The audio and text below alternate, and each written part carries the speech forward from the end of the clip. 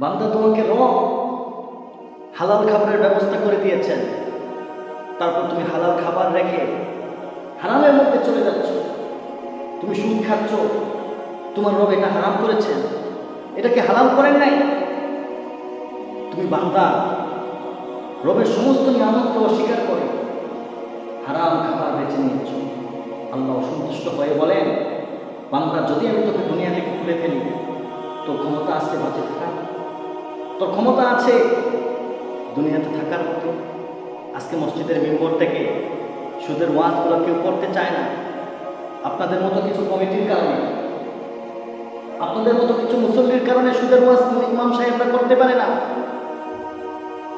আপনারা ইমাম সাহেবদেরকে প্রচার করেন, মানসিকভাবে প্রেশার ক্রিয়েট করেন।